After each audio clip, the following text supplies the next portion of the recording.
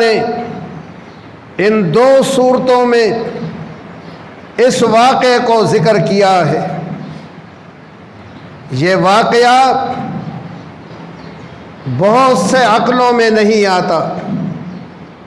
بہت سے لوگ جو اپنے آپ کو روشن خیال سمجھتے ہیں کہ ہم بہت روشن خیال ہیں، بہت دماغ ہمارا منور و روشن ہے، وہ روشن خیال حقیقت میں تاریک خیال ہے۔ ان کا دماغ تاریک ہے، ان تاریک دماغوں میں یہ واقعہ نہیں آتا۔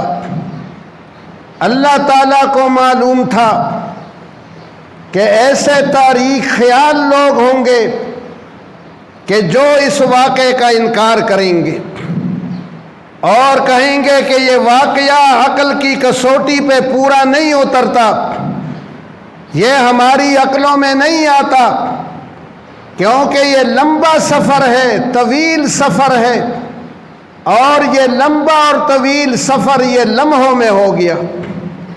اللہ تعالیٰ اپنے حبیب کو اپنے گھر سے رات میں بستر سے اٹھا کے لے گئے، مسجد اقصیٰ لے گئے، ملک شام لے گئے۔ مکہ سے ملک شام کا فاصلہ 40 راتوں کا ہے۔ 40 راتیں جانے میں لگتی ہیں اور 40 راتیں آنے میں لگتی ہیں۔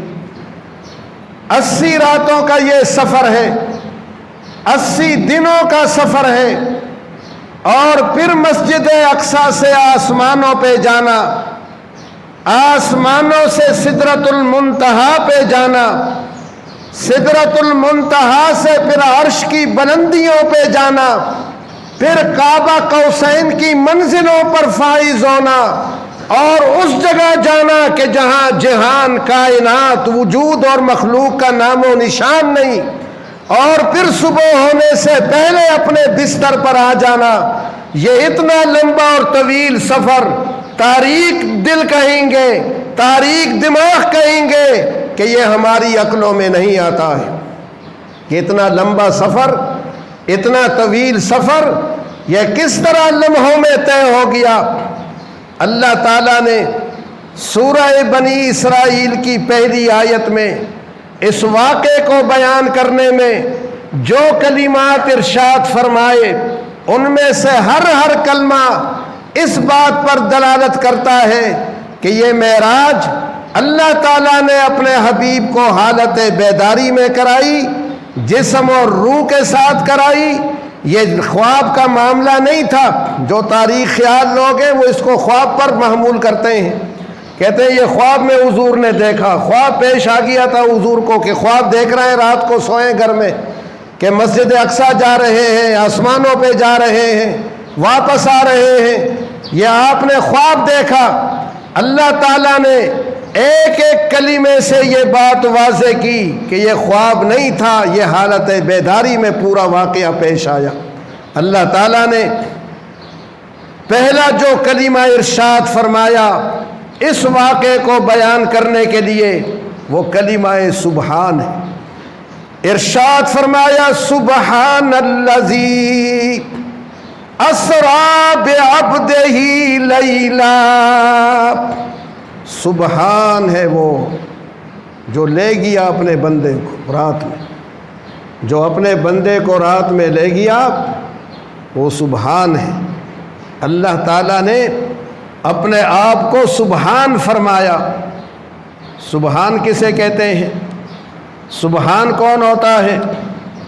سبحان کہتے ہیں پاک، جو پاک ہو، ستھرا ہو، منزہ ہو، مبرہ ہو ہر کمزوری سے،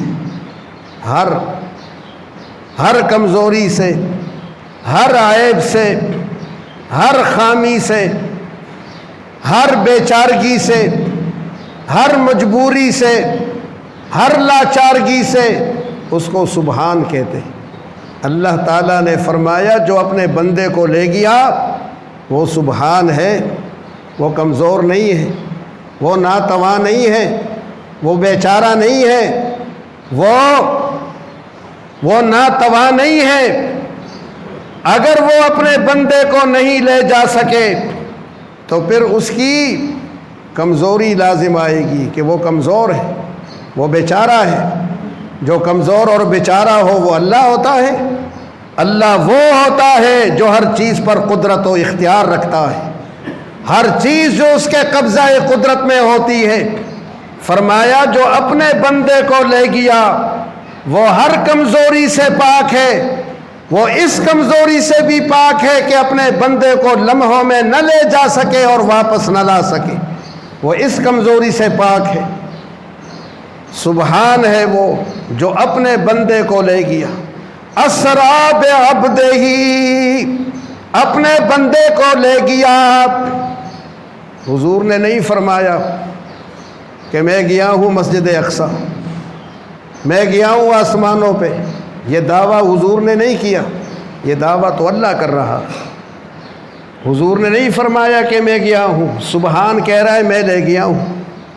اگر حضور کا دعویٰ ہوتا اور حضور علیہ السلام فرماتے کہ راتوں رات میں مسجد اقصیٰ گیا ہوں، پھر تو اعتراض کوئی کر سکتا تھا. لیکن یہاں نبی کریم علیہ السلام نے نہیں فرمایا کہ میں گیا ہوں، اللہ فرماتا ہے کہ میں لے گیا ہوں. تو اب اللہ لے جا سکتا ہے یا نہیں؟ اب اللہ کو دیکھو آگے کہ اللہ میں طاقت ہے لے جانے کی یا لے جانے کی طاقت اس میں نہیں. آگے تو بات اب اللہ سے ہوگی، آگے تو ساری گفتگو اب اللہ کے بارے میں ہوگی. نبی کریم علیہ السلام دعویٰ کرتے کہ میں راتوں رات گیا ہوں، پھر حضور کی ذات سے بحث ہوتی کہ حضور جا سکتے ہیں یا نہیں جا سکتے. پھر گفتگو یہاں ہوتی. اب گفتگو ہے اللہ کے بارے میں. اللہ فرماتا ہے میں لے گیا ہوں. اب دیکھو کہ اللہ لے جا سکتا ہے یا نہیں. تو اللہ فرماتا ہے میں سبحان ہوں، میں ہر کمزوری سے پاک ہوں. میں نہ لے جا سکوں تو میں کمزور ٹھہر گیا، میں تو ناتوا ٹھہر گیا، پھر میں اللہ کہاں رہا. اس لیے میں قادر ہوں لے جانے پر. فرمایا اسرا بعبدہ، اپنے بندے کو لے گیا. بعبدہ، یہ جو با اس پر داخل ہے یہ لفظ اسرا کو متعدی بنانے کے لیے ہے کہ اپنے بندے کو لے گیا. یہ لازم بھی استعمال ہوتا ہے، اس کا معنی چلنے کے اور اس کا معنی چلانے کے. چلنا یہ لازم ہے، چلانا یہ متعدی ہے. اللہ تعالیٰ نے فرمایا اپنے بندے کو لے گیا. حضور کا نام نہیں لیا. کون بندہ لے گیا؟ کون سے بندے کو؟ بندے تو ہم سب ہیں. کون سے بندے کو اللہ لے گیا؟ سارے انبیاء کرام علیہم السلام اللہ کے بندے ہیں، تمام فرشتے اس کے بندے ہیں، میں اور آپ اس کے بندے ہیں. تو کس کو لے گیا؟ کیا مجھے اور آپ کو لے گیا؟ کسی اور نبی کو لے گیا؟ کیا فرمایا؟ نام لیا حضور کا. یہ نہیں فرمایا سبحان الذی اسریٰ بمحمد، سبحان الذی اسریٰ باحمد. پاک ہے وہ ذات جو محمد کو لے گیا، پاک ہے وہ ذات جو احمد کو لے گیا. نہ احمد نام لیا نہ محمد نام لیا. فرمایا پاک ہے وہ ذات جو اپنے بندے کو لے گیا. سبحان الذی اسریٰ بعبدہ، اپنے بندے کو لے گیا. اللہ نے عبد کی نسبت اپنی طرف کی، اپنا بندہ. ہم اور آپ نسبت کرتے ہیں اپنی بندگی کا اللہ کی طرف. ہم اور آپ کہتے ہیں نحن عباد اللہ، ہم اللہ کے بندے ہیں. ہم اپنی نسبت اللہ کی طرف کرتے ہیں اور اللہ نسبت کرتا ہے اپنے حبیب کی بندگی کی اپنی طرف. سبحان الذی اسریٰ بعبدہ. ساری دنیا کہتی ہے ہم اللہ کے بندے ہیں اور اللہ کہتا ہے محمد میرا بندہ ہے. صلی اللہ علیہ وسلم بعبدہ سے ذہن حضور کے علاوہ کہیں اور جا ہی نہیں سکتا تھا کہ یہ عبدہ سن کر ذہن کسی اور نبی کی طرف چلا جائے، کسی اور پیغمبر کی طرف چلا جائے، کسی اور بندے کی طرف چلا جائے، ذہن رسول اللہ کے علاوہ کہیں اور جا ہی نہیں سکتا ہے۔ اس لیے بجائے نام لینے کے فرمایا کہ اپنے بندے کو لے گیا۔ سبحان الذی اسرا بعبدہ، کہ اللہ اپنے بندے کو لے گیا، نبی کریم کو لے گیا۔ اور کہاں سے لے گیا؟ فرمایا من المسجد الحرام، مسجد حرام سے لے گیا۔ مسجد حرام کہاں کی مسجد ہے؟ کس جگہ واقع ہے یہ مسجد؟ یہ مکے میں مسجد ہے، مکہ المکرمہ میں۔ مسجد حرام دنیا کے کسی اور ملک میں نہیں ہے، اس ملک میں ہے جہاں نبی کریم کی ولادت ہوئی، جہاں آپ نے اعلان نبوت کیا، اس ملک کی مسجد ہے، اس علاقے کی مسجد ہے، اور اس مسجد کے بیچ میں کعبہ ہے، بیت اللہ ہے۔ یہ دیکھ لو تصویر یہاں اوپر، یہ مسجد حرام کی تصویر ہے، اس کے بیچ میں کعبہ ہے۔ اسی کعبے کی طرف ہم منہ کر کے نمازیں پڑھتے ہیں۔ تمام مساجد کعبے کے رخ پہ بنی ہے، جس مسجد کے بیچ میں کعبہ ہے وہ مسجد حرام ہے۔ اللہ اپنے حبیب کو مسجد حرام سے لے گیا، مکے سے لے گیا، کعبہ کے قریب سے لے گیا، اور کہاں لے گیا؟ الی المسجد الاقصی، مسجد اقصی لے گیا۔ مسجد اقصی یہ بھی مسجد ہے، یہ بھی عبادت گاہ ہے۔ کہاں ہے یہ اردن میں ہے، بیت المقدس آبادی میں ہے۔ بیت المقدس شہر کا نام ہے، بیت المقدس نامی شہر میں یہ مسجد ہے، مسجد اقصی۔ اللہ تعالیٰ اپنے حبیب کو مکہ مکرمہ سے ملک شام لے آیا، اردن لے آیا، اردن کی مسجد اقصی میں لے آیا۔ یہ بیت المقدس نامی شہر میں مسجد ہے۔ بیت المقدس یہ شہر اس وقت اسرائیل کے قبضے میں ہے، اسرائیل کا اس پہ قبضہ ہے، اور ایڑی چوٹی کا اس نے زور لگایا ہے کہ اسرائیل کا دار الخلافہ بیت المقدس ہوگا۔ بیت المقدس دار الخلافہ بنانے پر وہ قائم ہے کہ میں نے اس کو بیت الخلافہ دار الخلافہ اپنے حکومت کا بنانا ہے، یہ ان کے قبضے میں ہے۔ اللہ اپنے حبیب کو یہاں لے آیا۔ اس سفر میں 40 راتیں لگتی ہیں آنے میں، اور اللہ کا حبیب کتنی راتوں میں آیا؟ ایک رات میں، اس کے بھی تھوڑے حصے میں، اس کے بھی تھوڑے سے وقت میں اللہ تعالیٰ اپنے حبیب کو مسجد اقصی لے آیا، رات کے تھوڑے حصے میں۔ اور کیوں لے آیا؟ اس لیے کہ سارے نبیوں کا امام بنا دیا جائے، تمام نبیوں کا امام اور مقتدا آپ کو بنا دیا جائے۔ یہ جو مسجد اقصی ہے، یہ مسجد حرام کے بعد روئے زمین کی پہلی مسجد ہے۔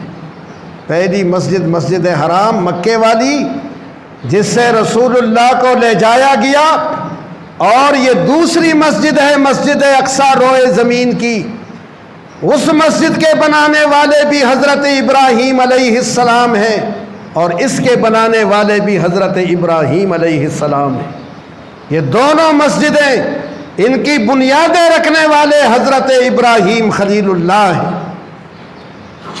یہ مسجد اقصی، یہ تمام انبیاء کرام علیہم السلام کا قبلہ رہی۔ جب وہ نمازیں پڑھتے تھے، وہ اور ان کی امتیں اس مسجد کی طرف منہ کرتی تھی۔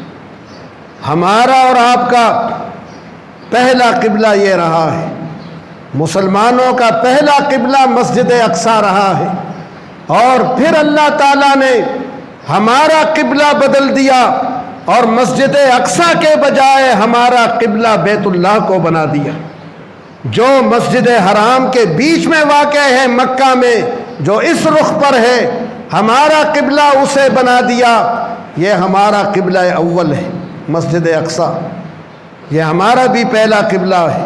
تمام انبیاء کرام علیہم السلام کا قبلہ، مسلمانوں کا قبلہ اول۔ اللہ تعالیٰ اپنے حبیب کو رات کو یہاں لے آیا، یہ مسجد اقصی، اس میں تبدیلیاں ہوتی رہیں۔ حضرت سلیمان علیہ السلام نے اسے جنوں سے بنایا ہے، یہ جنوں کا تعمیر کردہ ہے۔ اللہ تعالیٰ نے جنوں کو ان کا تابع کر دیا تھا، بڑے بڑے چٹانیں لاتے تھے وہ دنیا کے کونے کونے سے، بڑے بڑے پتھر اٹھا اٹھا کے لاتے تھے۔ وہ پتھر جن کو کرینیں نہیں لگا سکتی، اونچا نہیں کر سکتی، وہ پتھر لگے ہیں، جنوں نے لگائے ہیں یہاں پہ۔ یہ جنات کی بنائی ہوئی مسجد ہے۔ حضرت سلیمان علیہ السلام تعمیر کرا رہے ہیں، جنات رات دن کام میں لگے ہیں۔ سلیمان علیہ السلام کا دبدبا ان پر اتنا کہ ایک لمحہ کام سے وہ غافل نہیں رہ سکتے تھے۔ سلیمان علیہ السلام کے وصال کا وقت آ گیا، آپ کے دنیا سے جانے کا وقت آ گیا، اور مسجد نامکمل ہے، ابھی کام مسجد میں بہت باقی ہے۔ سلیمان علیہ السلام کے وصال کا، دنیا سے پردہ کرنے کا، انتقال کا وقت آ گیا۔ اب کیا کیا جائے؟ سلیمان علیہ السلام کی موت کی خبر جنوں کو ملتی ہے تو سارے کے سارے پھر بھاگ جائیں۔ مسجد کی تکمیل ہو سکے گی؟ مسجد تو آدھی رہ گئی، مسجد تو نامکمل ہے۔ سلیمان علیہ السلام کی موت کی خبر اگر پھیل جائے تو سارے جنات فرار ہو جائیں، سب بھاگ جائیں۔ تو سلیمان علیہ السلام کے لیے تسخیر ہوئی تھی ان کی، اب کس طرح مسجد کی تکمیل ہو؟ اللہ ہر چیز پہ قادر ہے، یہ ہے مسلمانوں کا نظریہ۔ سلیمان علیہ السلام کو اللہ تعالیٰ نے حکم فرمایا کہ شیشے کا قبہ بناؤ، شیشے کا گھر بناؤ، چاروں طرف شیشہ ہو، شفاف شیشہ۔ سلیمان علیہ السلام پانی پر بھی شیشہ بچھاتے تھے، قرآن کریم میں ہے کہ پانی پر بھی شیشہ بچھاتے تھے۔ ایسے فن تعمیر کے وہ ماہر تھے، جنات ان کے قابو میں تھے کہ شیشے کا گھر بناؤ اور اس پہ لاٹھی ٹیک کر کھڑے ہو جاؤ، اسی حال میں روح قبض ہوگی۔ اسی حال میں ہم سلیمان کو علیہ السلام کو فرمایا روح تمہاری قبض کریں گے، اور جنات اور سارے لوگ سمجھیں گے کہ سلیمان علیہ السلام زندہ ہیں، شیشے کے گھر میں کھڑے ہیں اور ہماری نگرانی ہو رہی ہے، ہمارا کام دیکھ رہے ہیں۔ اللہ تعالیٰ نے مسجد اقصی کی تعمیر کی تکمیل کے لیے یہ تدبیر حضرت سلیمان علیہ السلام کو بتائی کہ شیشے کا گھر بناؤ، لاٹھی پہ ٹیک کے کھڑے ہو جاؤ، ہم روح قبض کریں گے اور دنیا والے سمجھیں گے کہ سلیمان علیہ السلام شیشے کے گھر میں کھڑے ہماری نگرانی کر رہے ہیں۔ پورا سال گزر گیا، لاٹھی کو دیمک لگی ہوئی ہے، لاٹھی دیمک کھا رہی ہے، لاٹھی کمزور ہو رہی ہے اور مسجد کی تکمیل ہو رہی ہے۔ مسجد پوری ہو رہی ہے، لاٹھی کمزور ہو رہی ہے، مسجد کی تکمیل ہو گئی، دیمک نے لاٹھی کو کمزور کر دیا، یہاں تک کہ لاٹھی اب سلیمان علیہ السلام کا وزن برداشت نہ کر سکی اور سلیمان علیہ السلام زمین پر آ گئے۔ مسجد کی تکمیل ہو گئی، سلیمان علیہ السلام زمین پر آ گئے۔ جنوں کو پتہ چلا کہ یہ تو وفات پا چکے ہیں، ان کا تو وصال ہو چکا ہے، ہم لگے رہے کام میں، ہمیں پتہ ہی نہیں چلا ان کے وصال کا، معلوم ہی نہیں ہوا۔ اور جب اندازہ لگایا گیا کہ اتنی لکڑی दीमक कितने अरसे में चाटती है। अंदाज़ा लगाया गया कि इतनी लकड़ी चाटने के लिए दीमक को 1 साल का अरसा दरकार होता है। सुलेमान अलैहिस्सलाम का विसाल 1 साल पहले हो चुका था और मस्जिद की तकमील हो गई। यह है वो मस्जिद अक्सा जिसमें मेरे और आपके नबी मेराज की रात तशरीफ़ लाए, और यह है नबियों का जिस्म कि 1 साल तक वो अजसाम उनमें कोई तगय्युर नहीं आया, कोई तब्दीली नहीं आई, कोई हैत नहीं बदली। अल्लाह ताला के नबियों के जिस्म ये ज़मीन नहीं खाती, इस पर मौसम असरअंदाज नहीं होता कि मौसम उनके जिस्मों पर असरअंदाज हो जाए। अल्लाह के नबी अपने सही जिस्म के साथ अपने कुबूर में ज़िंदा है। अल्लाह ताला उन्हें मौत के बाद फिर ज़िंदगी अता करता है। हज़रत सुलेमान अलैहिस्सलाम ने जो जिन्नात से मस्जिद बनाई, मस्जिद अक्सा, रसूलुल्लाह इस मस्जिद में आए इंशाअल्लाह।